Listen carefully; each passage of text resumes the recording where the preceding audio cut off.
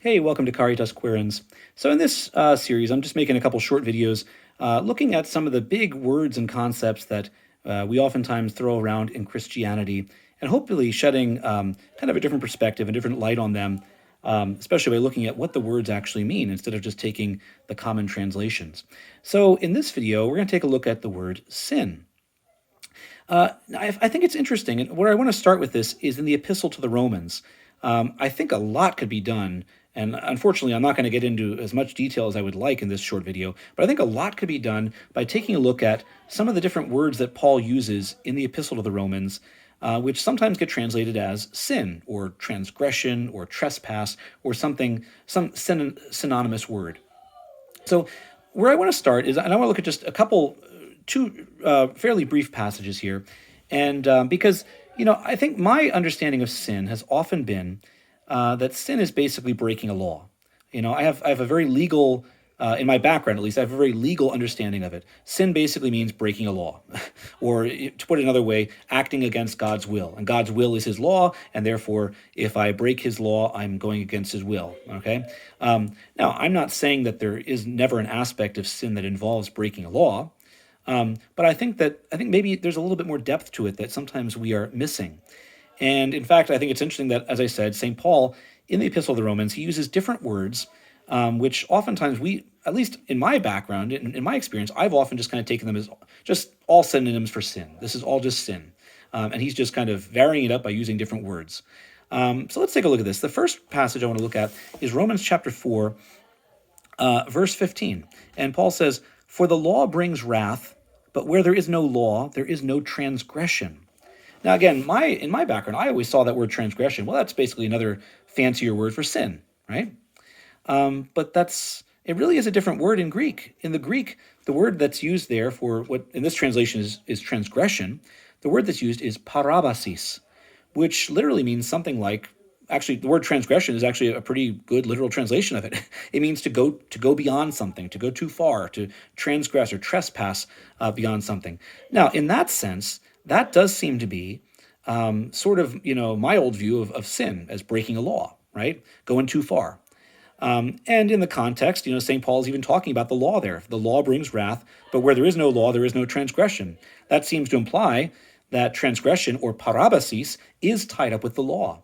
You can't commit a parabasis, a transgression, if there is no law. So in other words, it seems like essentially a parabasis, a transgression, is breaking the law. Okay? But then St. Paul also uses another term. And this shows up kind of intertwined, I think, with the term parabasis a lot. And boy, I'd love to get more deep into this and spend more time looking at this and the distinction between these two words and how St. Paul kind of sheds light on one by opposing it to the other. But anyway, just to keep it short, I'm going to take a look next at Romans chapter 5, verse 12. And St. Paul says, "Therefore, just as sin came into the world through one man, and death through sin, and so death spread to all men because all sinned, for sin indeed was in the world before the law was given, but sin is not counted where there is no law."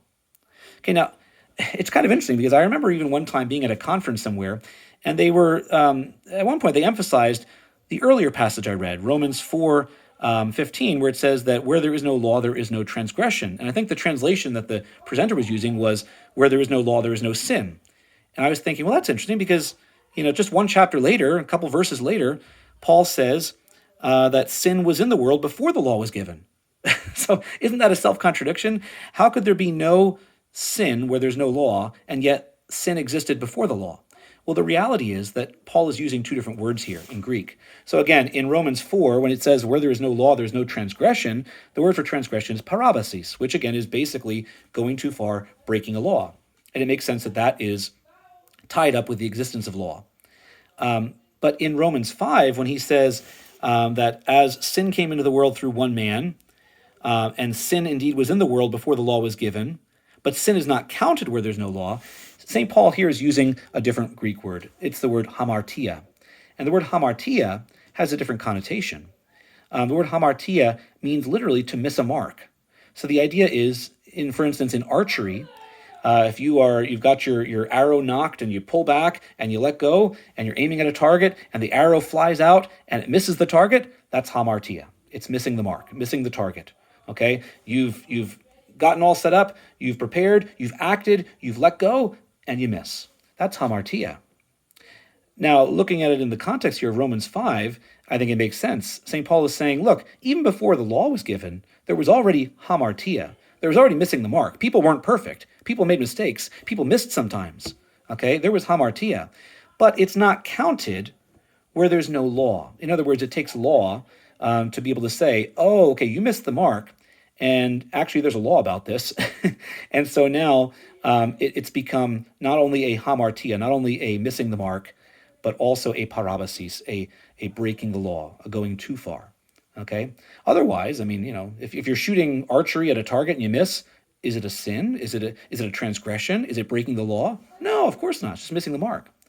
So I think a lot could be made out of this, and I'd encourage you maybe to get a good translation that does translate these words differently, and take a look at how Paul uses these words. And for me, sin was always breaking the law, and sin was always connected with breaking the law and then feeling guilty and being afraid you're going to be punished for it afterwards. But really, the primary word that Paul is using here, hamartia, which is the reality that's been around since the beginning, okay, since even before the law. That is not so much about being guilty, about doing something willfully wrong. It's about missing the mark. It's about being imperfect and making some bad decisions sometimes, making some imperfect choices. That's hamartia. And it's interesting because I looked up also the original Hebrew word for sin, chata, and it actually has the same meaning as hamartia. It also means to miss the mark. So this is an idea that was already back there in the Old Testament. And when God talks about the people sinning and everything, he's not saying, you broke my law, now you're going to have to pay for it. He's saying, you missed the mark. Okay, you goofed up. And now there's going to be consequences because I got to get you back on track where you need to be. Okay? I mean, if I miss the mark in archery and I consistently miss the mark, I'm going to have some exercise to do. I'm going to have to work at it. And it's going to be painful sometimes. It's going to be tedious sometimes.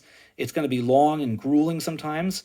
But that's the price I pay to try to improve and get good at archery, so that I'm no longer missing the mark, or at least I'm missing the mark less frequently. That's a totally different story from breaking the law and then all of a sudden incurring a legal guilt and fearing punishment for it. So just something to ponder, something to think about the reality of sin. And really, what is the primary reality there? Is it breaking the law and incurring some kind of penalty, or is it missing the mark? Which is really, in a sense, kind of a reality we all face, right? Just as sin came into the world through one man, well, how did that sin come into the world through one man? Well, maybe it's part and parcel of our humanity.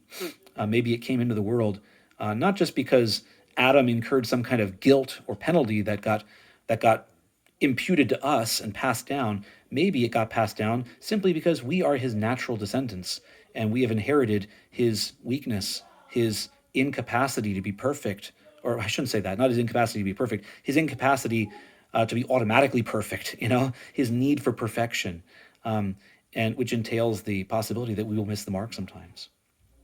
Anyway, if you have found this useful at all, thank you for watching, and please consider liking and subscribing and sharing with others.